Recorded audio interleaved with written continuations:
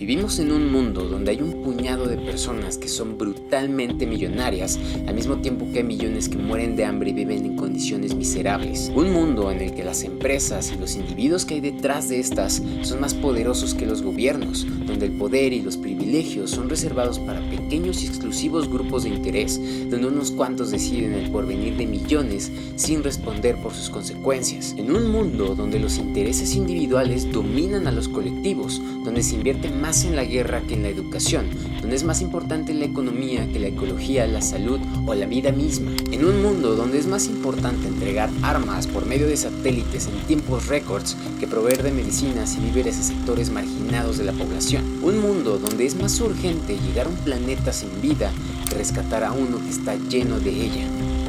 La tecnología avanza a pasos agigantados y de repente parece generar la ilusión de que las cosas en general se están optimizando también. Sin embargo, las condiciones sociales nos dicen lo contrario. Los índices de pobreza y desigualdad han aumentado en muchísimos países, incluso en los desarrollados, y aunque esto es sometido a discusión dependiendo de lo que se considere pobreza, está clarísimo que la mayoría, al menos en Latinoamérica, siguen siendo pobres. Y aunque este es un fenómeno complejo causado por distintas circunstancias, existen estructuras, agendas, objetivos, intereses y sistemas que influyen de forma determinante en la forma en la que funciona la política y la economía de los países que lidian con este tipo de problemas. Bueno, pues todo esto no es una mera casualidad. Estos son efectos colaterales de reformas políticas y económicas implementadas en muchos sistemas gubernamentales a nivel mundial. Y hoy precisamente venimos a hablar de uno de esos sistemas. Así que pónganse cómodos, beban a lo que le estén bebiendo, fumen a lo que le estén fumando. Yo soy Anton, esto es Mal Viaje y el día de hoy toca neoliberalismo. Porque un obrero sin trabajo, no importa que sea o no sea marxista, no importa que sea o no sea cristiano, no importa que no tenga ideología política, es un hombre que tiene derecho al trabajo y debemos dárselo nosotros. Tengo la certeza de que el sacrificio no será en vano.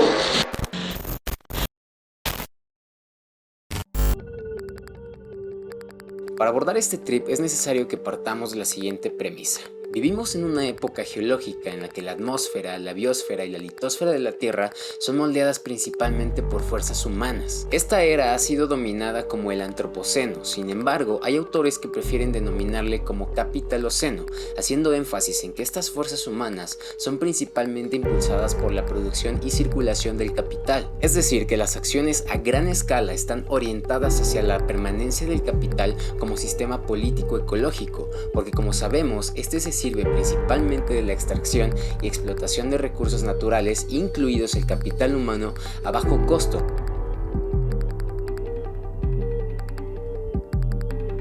El capitalismo es un sistema mundo que se ha ido desarrollando, evolucionando. Este no se dio de un día para otro ni por arte de magia como muchos lo quieren hacer creer, y por lo tanto ha atravesado por varios estadios, de manera que ha ido teniendo diferentes fases y manifestaciones, y cada una de ellas se ha caracterizado por ciertas mecánicas, políticas, teorías, métodos y necesidades. Actualmente estamos en el estadio neoliberal, y este, como sus estadios predecesores, tiene su historia y sus características, pros y contras, los cuales iremos viendo a lo largo de este video.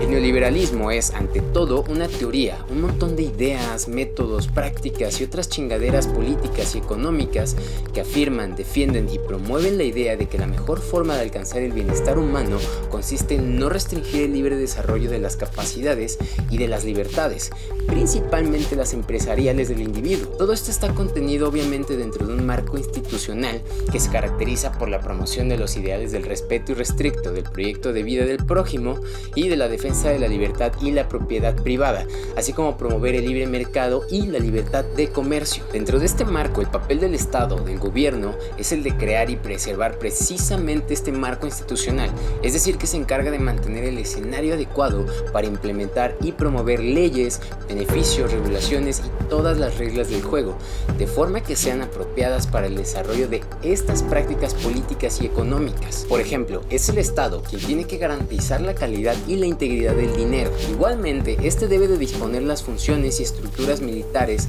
defensivas, policiales y legales que son necesarias para asegurar los derechos de propiedad privada y garantizar, en caso de que sea necesario mediante el uso de la fuerza, el correcto funcionamiento de los mercados, porque recordemos que son ellos quienes poseen el monopolio de la violencia, o sea que tienen todo el derecho de pasarse de verga y aterrizarte por lo menos unos chingadazos si intentas alterar el funcionamiento de los mercados. Por otro lado, en aquellas áreas en las que no existe mercado, como la tierra, el agua, la educación, la atención sanitaria, la seguridad social o la contaminación medioambiental, este debe de ser creado cuando sea necesario mediante la acción estatal. Sin embargo, el Estado no debe de aventurarse más allá de estas tareas. El mercado ya deja de ser su pedo y su intervención en estos, una vez creados, debe de ser mínima, porque en esta teoría el Estado no tiene ningún modo de obtener la información necesaria para participar o predecir las señales del mercado, como la oferta y la demanda, porque según ellos es inevitable que pequeñas élites, pequeños grupos de interés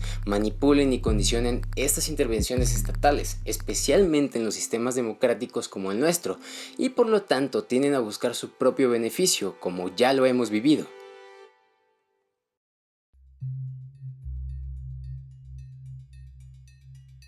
Después de la Segunda Guerra Mundial, tanto el capitalismo como el comunismo habían fallado y por tanto era necesario construir una combinación entre Estado, mercado e instituciones democráticas para supuestamente garantizar la paz, la integración, el bienestar y la estabilidad de las naciones. Con esta intención se crearon diversas instituciones como la Organización de las Naciones Unidas, el Banco Mundial, el Fondo Monetario Internacional y el Banco de Pagos Internacionales de Basilea, que tenían como finalidad contribuir a la estabilización de las relaciones internacionales. Al mismo tiempo, se incentivó la conversión del dólar estadounidense en oro a un precio fijo. Sin embargo, para que esto sucediera, Estados Unidos tenía que permitir la libre circulación del dólar más allá de sus fronteras, si éste iba a funcionar como moneda de reserva global. Y claro que es importante remarcar que este sistema existió bajo el paraguas protector de la potencia militar gringa, porque como veremos más adelante, este modelo es insertado en las sociedades basado en una lógica de violencia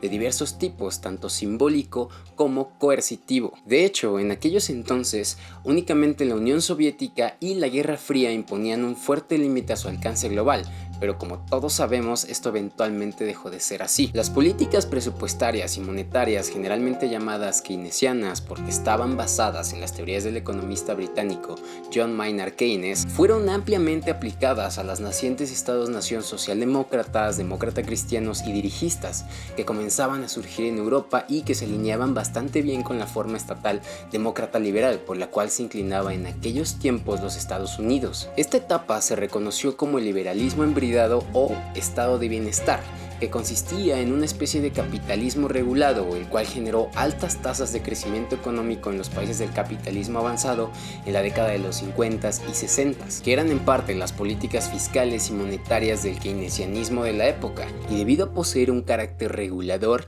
este no solo restringía, sino que también dirigía las estrategias económicas e industriales de la época, de forma que el neoliberalismo pretendía liberar al capital de estos supuestos inconvenientes y limitaciones, pero esto no fue nada más porque sí. A finales de los 60s, este liberalismo embridado comenzó a desmoronarse. En todos lados se hacían evidentes los signos de una grave crisis por acumulación de capital, anunciando el inicio de una fase de estanflación global, que es una situación económica que se caracteriza por el estancamiento de la economía, a la vez que persiste el alza de los precios y el aumento del desempleo. Esta situación se prolongó durante la mayor parte de la década de los 70s, dejando así el escenario perfecto para buscar en la teoría neoliberal la salvación al sistema económico. Y esto se volvió más que necesario cuando en 1976 Gran Bretaña tuvo que ser rescatada por el Fondo Monetario Internacional, siendo la señal clara de que las políticas keynesianas habían dejado de funcionar. Llegados a este momento, los dólares estadounidenses se regaban rápidamente por el mundo y escapaban del control de los Estados Unidos a ser depositado en bancos europeos. Y así en 1971 se produjo el abandono de los tipos de cambios fijos. El oro no podía seguir funcionando como la base metálica de divisa internacional, y entonces se permitió que los tipos de cambios fluctuaran y el dólar comenzó a ocupar su lugar, por lo que el liberalismo embridado o el estado de bienestar estaba muerto. Y en este punto te preguntarás, ¿Cómo fue que el neoliberalismo emergió victorioso como la única respuesta o la única alternativa a esta cuestión y no otras teorías económicas? Bueno, cabe destacar que este camino no se trató de una línea recta hasta la meta, sino que más bien fue un camino construido por una serie de zigzagueos y experimentos caóticos que se convirtieron en una verdadera ortodoxia hasta la articulación de lo que se conoció como el Consenso de Washington en la década de 1990 bajo el mandato de Clinton en Gringolandia y de Tony Blair en el Reino Unido. Ok, pero veamos un poco de lo que sucedió en este zigzagueo. Hasta la década de 1970, el control de la riqueza ejercido por el 1% más rico de la población se había mantenido bastante estable, pero a lo largo del siglo XX cayó de manera precipitada, cuando el valor de los activos como acciones, propiedades, ahorros, etc. se desplomaron. Por lo tanto, bajo esta situación, las clases altas tenían que realizar movimientos decisivos si querían resguardarse de su aniquilación política y económica, en parte porque los partidos comunistas y socialistas estaban ganando terreno en gran parte de Europa, cuando no tomando el poder. Así que tanto el golpe de estado en Chile, del cual platicaremos más adelante, como la toma de poder por los militares en Argentina, promovidos internamente por las clases altas con el apoyo de Estados Unidos, proporcionaron una señal de la solución. Incluso algunos teóricos defienden que la neoliberalización fue desde su comienzo un proyecto para lograr la restauración del poder de clase. Anterior a la implementación de las políticas neoliberales a finales de la década de los 70 en Estados Unidos, el porcentaje de la renta nacional en manos del 1% más rico de la sociedad ascendió a finales del siglo pasado hasta alcanzar el 15%, porcentaje que se acerca muchísimo al periodo anterior a la Segunda Guerra Mundial. Esto implicó una reducción en la capacidad para poder acumular poder y riqueza de manera brutal, y obvio no a todos los humanos más poderosos del planeta les pareció agradable repartir un poco de sus brutales riquezas en manos de otros cuantos millonarios. Así que desde entonces hemos visto el cambio de algunas políticas referentes a estas problemáticas, como lo es la reducción de impuestos sobre la riqueza, que se ha ido eliminando de manera gradual al mismo tiempo que la fiscalización sobre los ingresos provenientes de las inversiones y de las ganancias de capital que se están disminuyendo, el creciente auge de los paraísos fiscales como los Pandora Papers, mientras que se mantienen los impuestos sobre los sueldos y los salarios. Este proceso ha permitido extraordinarias concentraciones de riqueza y poder emergiendo por todas partes. Por ejemplo, la de la privatización que azotó en México después de 1992, que catapultó casi de la noche a la mañana a un reducido grupo de individuos, como el cabronazo de Carlos Slim, a la lista de Fortune de las personas más ricas del mundo, al mismo tiempo que el escenario social de nuestro país se preparaba para disparar por los aires los índices de desigualdad social. Qué hermosa casualidad, ¿no?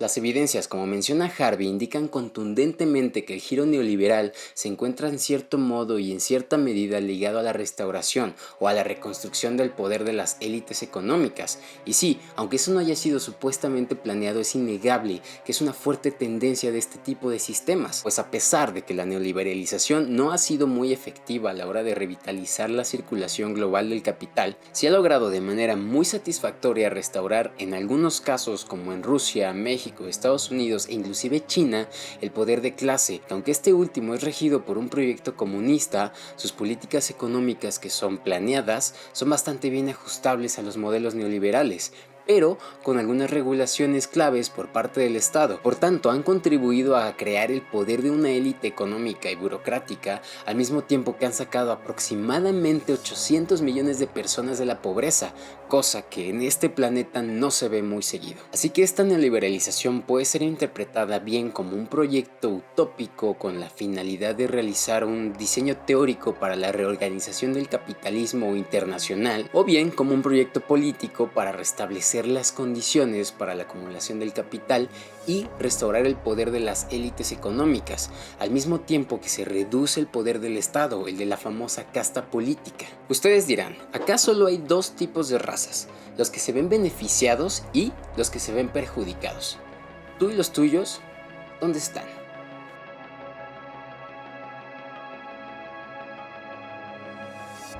Cámara, ahora que ya estamos un poco más en contexto, podemos preguntarnos, ¿Por dónde y por qué comenzó todo esto? Para comenzar con esto, merece la pena recordar que el primer experimento de formación de un Estado neoliberal se produjo en Chile tras el golpe de Pinochet el 11 de septiembre de 1973. Un golpe contra el gobierno democráticamente elegido de Salvador Allende, que fue promovido por las élites económicas domésticas que se sentían amenazadas por el rumbo socialista que tenía su presidente. Este movimiento contó con el respaldo de campañas estadounidenses, de la CIA y del secretario estadounidense Henry Kissinger, quienes reprimieron de manera violenta todos los movimientos sociales y las organizaciones políticas de izquierda, así desmantelando todas las formas de organización popular como los centros de salud comunitarios de los barrios pobres que existían en su país. A su vez, el mercado de trabajo fue liberado de las restricciones reglamentarias o institucionales como el poder de los sindicatos, por ejemplo. ¿Pero de qué forma iba a ser rescatada entonces su estancada economía? Bueno, pues aquí es donde se pone interesante, pues para ayudar a reconstruir la economía chilena se convocó a un grupo de economistas conocidos como los Chicago Boys, quienes estaban bastante alineados con las teorías neoliberales de Milton Friedman, quien entonces era un profe mamadísimo de la Universidad de Chicago. Bueno, pues resulta ser que desde la década de los 50 Estados Unidos había financiado la formación de algunos economistas chilenos. ¿Y en dónde creen? Sí, acertaron, en la Universidad de Chicago, como parte de un programa de la Guerra Fría destinado a contrarrestar las tendencias izquierdistas en América Latina, que pues se veían fuertemente influenciadas y en algunos casos pues apoyadas por la entonces Unión Soviética. Estos economistas formados en Chicago llegaron a dominar la Universidad Católica de Santiago de Chile y además formaron diversos grupos de oposición al proyecto de Allende, como el llamado Club de los Lunes. Pinochet enseguida colocó a estos economistas en el gobierno, donde su primer trabajo fue negociar los créditos del Fondo Monetario Internacional, desplazando las ideas keynesianas conocidas como capitalismo embridado o estado de bienestar. El trabajo de estos economistas consistió en revertir la nacionalización y privatizar los activos públicos, abriendo los recursos nacionales como la industria pesquera y la maderera a la explotación privada y desregulada en muchos casos sin prestar la menor consideración hacia las reivindicaciones de los habitantes indígenas, quienes fueron brutalmente desplazados. También privatizaron la seguridad social y facilitaron la inversión extranjera directa, así como una mayor libertad de comercio. El único sector reservado al Estado fue el cobre, recurso clave como el petróleo en Irak. Esto fue crucial para la supervivencia presupuestaria del Estado, porque los ingresos del cobre fluían exclusivamente hacia sus arcas. Todo se agrió en las crisis de la deuda que azotó América Latina en 1982, y como resultado, en los años que siguieron de esto se produjo una aplicación mucho más pragmática y menos conducida por la ideología de las teorías políticas neoliberales. O sea, que se hizo un cagadero que concluyó en las recientes revueltas que han logrado llevar a Chile a un proceso de reforma constitucional en el año 2019. Todo este anterior proceso sirvió como precedente para apoyar el subsiguiente giro hacia el neoliberalismo, como lo fue en Gran Bretaña bajo el gobierno de Margaret Thatcher o como en los Estados Unidos bajo el gobierno de Ronald Reagan en la década de los 80s y posteriormente en otras muchas naciones.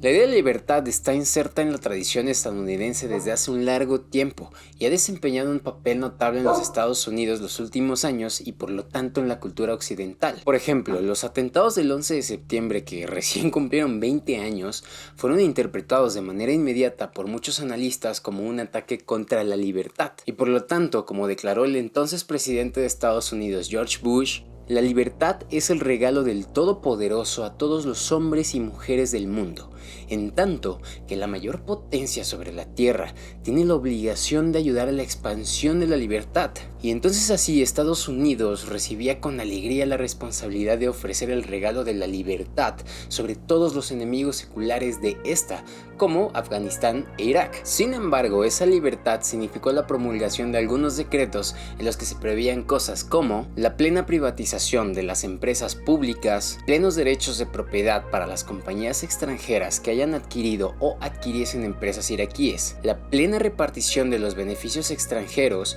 la apertura de los bancos iraquíes al control extranjero, la dispensación de un tratamiento nacional a las compañías extranjeras y la eliminación de prácticamente todas las barreras comerciales. Estos derechos iban a ser aplicados a todas las esferas económicas, incluyendo servicios públicos, los medios de comunicación, la industria de servicios del transporte, las finanzas y la construcción. Únicamente el petróleo quedaría exento, presumiblemente debido a su potencial como generador de rentas para pagar la guerra, además de su relevancia geopolítica. El mercado de trabajo iba a estar a su vez estrictamente regulado. Las huelgas estarían eficazmente prohibidas en los sectores claves de la economía y el derecho de sindicalización sería restringido. Esto significó la imposición de un fundamentalismo económico, la imposición de un sueño capitalista en Irak. Y aunque las normas implementadas resultaban violentar convenciones como las de Ginebra y el Haya y por lo tanto eran ilegales, estas podían convertirse en legales si eran confirmadas por un gobierno soberano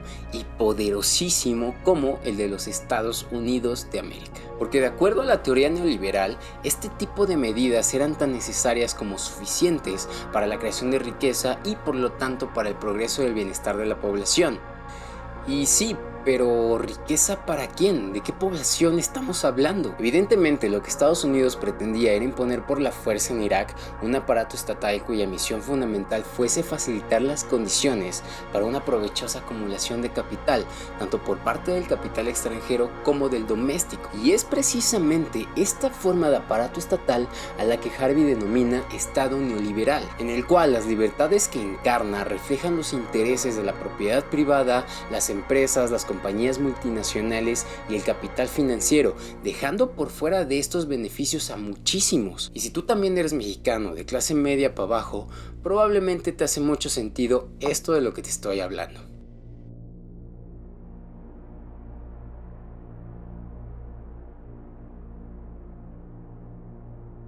Un grupo muy reducido y exclusivo de apasionados defensores, principalmente economistas, historiadores y filósofos del mundo académico que seguían la línea de pensamiento del renombrado filósofo político austriaco Friedrich von Hayek, crearon la Mont Pelerin Society, quienes recabaron fuertes apoyos financieros y políticos en Estados Unidos. Entre los miembros se encontraban el economista Milton Friedman e incluso durante un tiempo el filósofo Karl Popper. Ellos postularon que los valores centrales de la civilización estaban en peligro, asumiendo que en la mayor parte del planeta las condiciones de dignidad y libertad humanas ya habían sido despreciadas y en otras zonas se encontraban en enorme peligro debido a las diferentes tendencias políticas de su actualidad, como el comunismo y el socialismo. Defendían también que hasta la más preciada posición del hombre occidental individual, que era la libertad de pensamiento y de expresión, estaban amenazadas. Los miembros de este grupo se describen a sí mismos como liberales, debido a su compromiso fundamental con los ideales de libertad individual, con adherencia a los principios de mercado libre, acuñados por la economía neoclásica de la mitad del siglo XIX. Todo esto gracias al trabajo de autores como Alfred Marshall y Leon Walras, para desplazar las teorías clásicas de Adam Smith, David Ricardo y por supuesto Karl Marx. No obstante, se apegaban a la conclusión de Adam Smith de que la supuesta mano invisible del mercado era el mejor mecanismo para movilizar incluso hasta los impulsos más profundos del ser humano, como la glotonería, la gula y el deseo de riqueza y poder en pro del bien común. Los neoliberales se oponían y se oponen ferozmente a las teorías que defienden la planificación estatal centralizada de Keynes, que se aproximaba bastante a la tradición marxista. Ellos pensaban que las decisiones estatales en materia de inversión y de acumulación de capital siempre iban a ser erróneas, porque la información de la cual el Estado disponía no podía competir de ninguna manera contra la contenida en las señales y las tendencias del mercado, que eran supuestamente generadas por la sociedad, o sea, por la mano invisible. La teoría neoliberal ganó también bastante respeto académico gracias a la concesión del Premio Nobel de Economía a Hayek en el 74 y a Friedman en el 76, aunque este premio en particular con aura de Nobel no tenía nada que ver con los otros premios y fue concedido bajo el férreo control de la élite bancaria sueca. Sin embargo, fue hasta el 79 cuando se produjo en Estados Unidos y en Gran Bretaña la espectacular consolidación del neoliberalismo, como una nueva clase de religión económica que era reguladora de la política a nivel estatal en el mundo del capitalismo avanzado. En mayo de aquel año, Margaret Thatcher fue elegida en Gran Bretaña con el firme compromiso de reformar la economía. Thatcher se dio cuenta de que estas medidas suponían nada menos que una revolución en las políticas fiscales y sociales, y por lo que de manera inmediata mostró una implacable determinación para acabar con las instituciones y con los canales políticos del Estado socialdemócrata que se habían consolidado en Gran Bretaña después de 1945. Esto implicó enfrentarse al poder de los sindicatos, atacar todas las formas de solidaridad social que estorbaban a la flexibilidad competitiva, desmantelar o revertir los compromisos del estado de bienestar, privatizar las empresas públicas, entre ellas la vivienda sociable, reducir los impuestos, incentivar la iniciativa empresarial y crear un clima favorable a los negocios para inducir una gran afluencia de inversión extranjera. En una famosa declaración, Thatcher afirmó en el 87 que no había alternativa a imponer el modelo neoliberal para salvar a las economías de las naciones, además de afirmar que no hay tal cosa como la sociedad, hay hombres y mujeres individuales y familias, o sea que no hay colectivo, sino solo individuos, y para convencernos de ello, afirmaba que la economía era el método, pero el objetivo era cambiar el alma, y vaya que hablaba en serio. Así comenzaban las políticas de desregulación en muchas áreas de los sectores económicos, que hasta ese momento eran poseídos por el poder económico estatal. El capital financiero buscó cada vez más en el extranjero mayores tasas de beneficios y los impuestos sobre las empresas aminoraron de manera espectacular. Y con todo esto fue como comenzó el cambio trascendental hacia una mayor desigualdad social y la restitución del poder económico a las clases altas. Al mismo tiempo comenzaban a ser más frecuentes las mañas imperialistas de los Estados Unidos, participando en golpes de Estado, invasiones y diferentes tipos de intervenciones tanto políticas como económicas y culturales, convirtiéndose así en su método preferido para repeler la amenaza de las insurgencias y de las revoluciones comunistas, al mismo tiempo que preparaban el terreno para la implementación de políticas neoliberales, desplegando estrategias antidemocráticas y estrechando cada vez más su alianza con dictaduras militares y con regímenes autoritarios represivos de manera espectacular, como el Talibán en Afganistán y las guerrillas en Colombia, además de los golpes de Estado ya mencionados.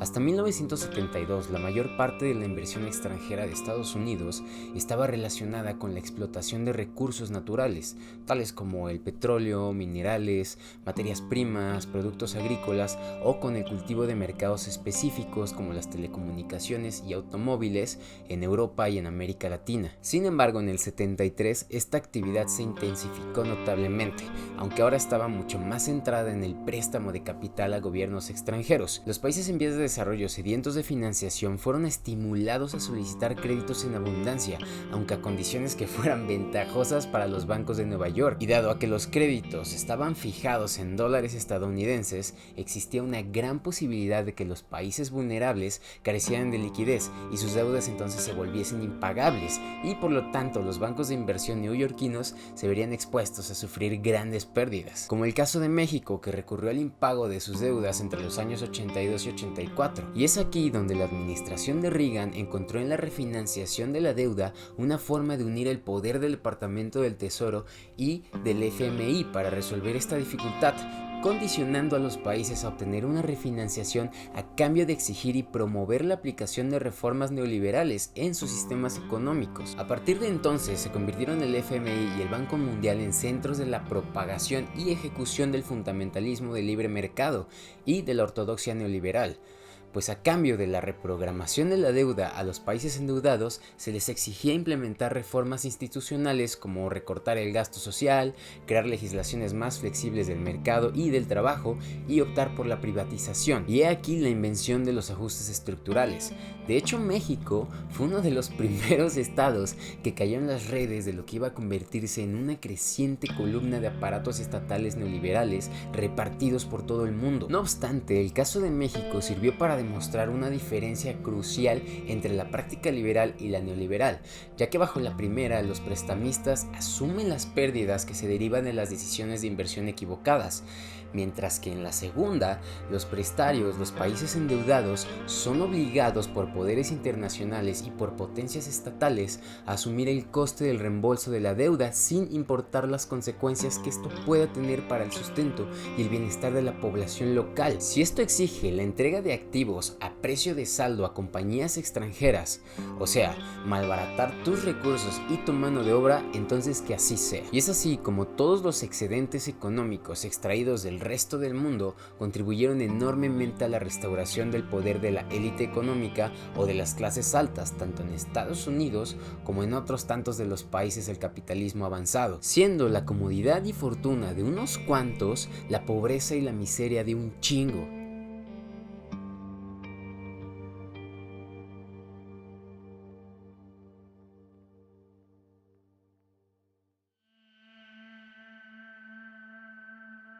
Desde los 70s, la humanidad ha sido testigo del drástico giro hacia el neoliberalismo tanto en las prácticas sociales como en el pensamiento político-económico. En la actualidad, aquellos que defienden la corriente neoliberal tienden a ocupar puestos de gran influencia en el ámbito académico, por ejemplo en universidades como Harvard, Yale y Oxford, donde han estudiado memorables presidentazos de México, como lo fueron Miguel de la Madrid, Salinas de Gortari y Calderón, quienes son egresados de Harvard, o Zedillo, por ejemplo, que es egresado de Yale, y gracias al Señor que estas personas se prepararon,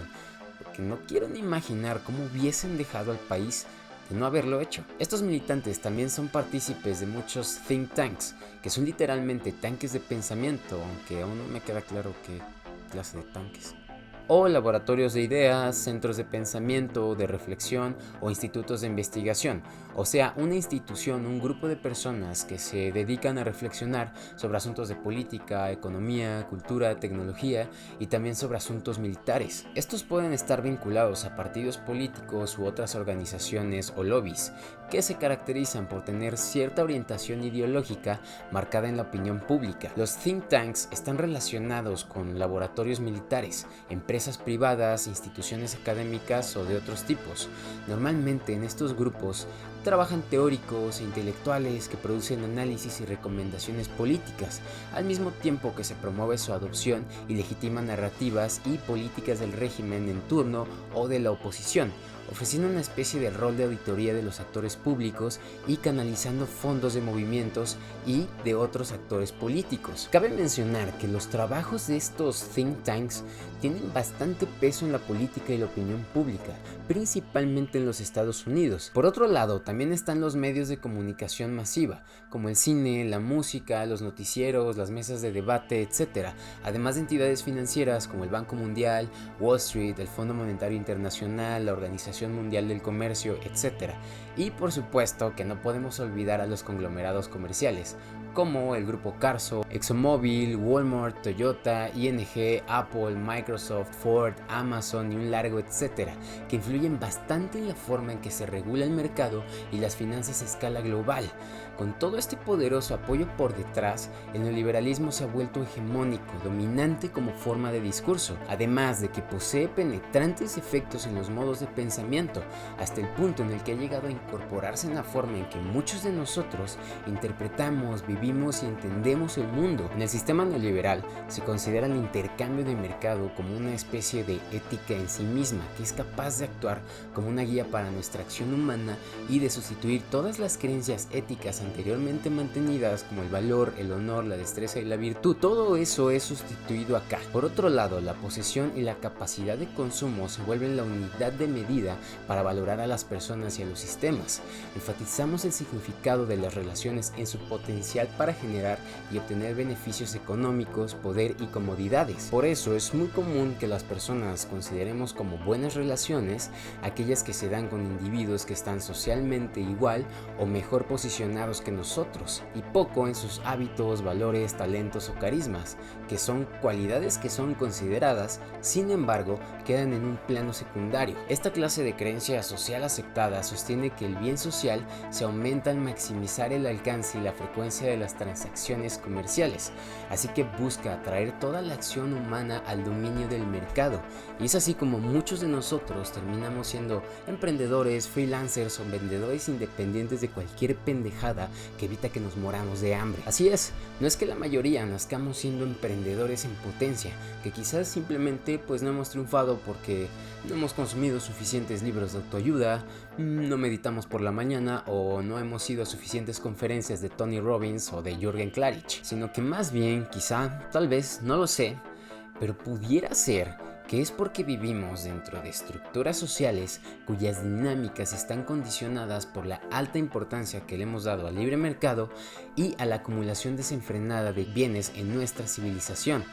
Es necesario entender que para que cualquier tipo de pensamiento se convierta en dominante, tiene que presentarse todo un aparato conceptual, una forma de pensar que incluya un conjunto de ideas, análisis, reflexiones, formas de solucionar problemas, concepciones y valorizaciones con el fin de que se vuelva la base ideológica en nuestras instituciones, nuestros instintos, valores y deseos, así como también se suman las posibilidades de lo que es y puede llegar a ser el mundo social que habitamos. Y por lo tanto, cuando este aparato se logra injertar de manera adecuada en el sentido común, entonces pasa a ser asumido como algo que está dado, como por obra de la naturaleza, e inclusive se vuelve incuestionable.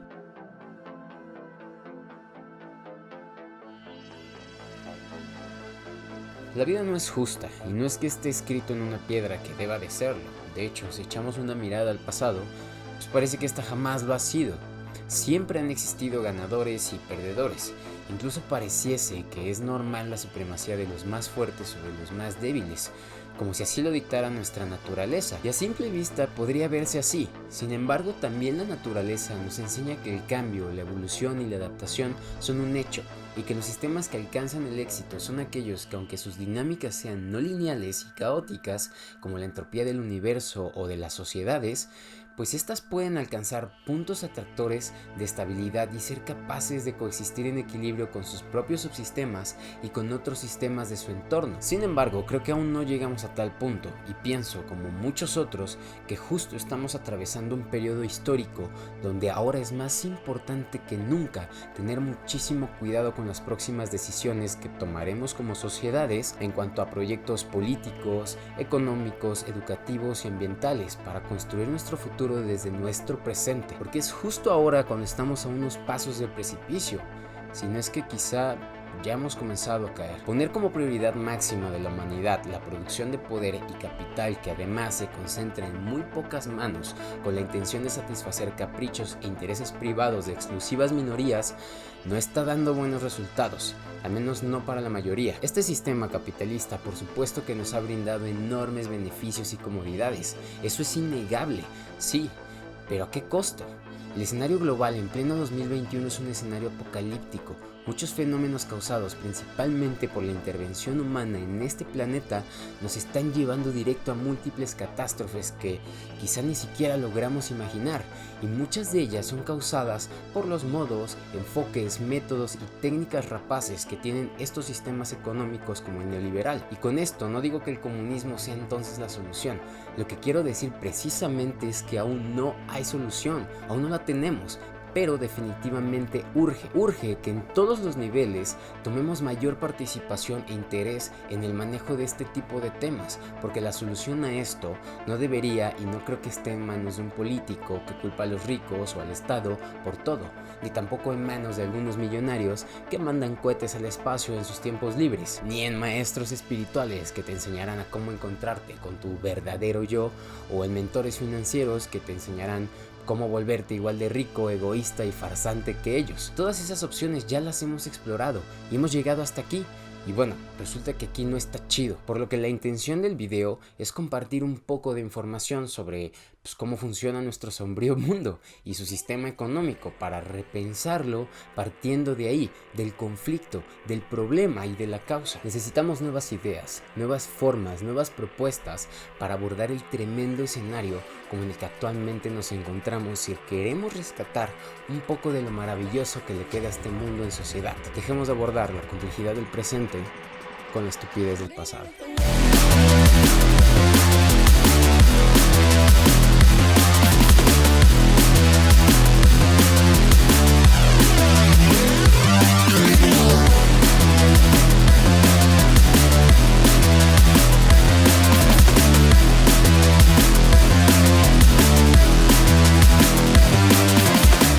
Muy bien, eso es todo por hoy. Muchas gracias por ver este video. Espero que te haya servido, te haya gustado, hayas aprendido algo. Y si fue así, no te olvides de dejar un buen like o de seguir la discusión en los comentarios. Y si no estás suscrito,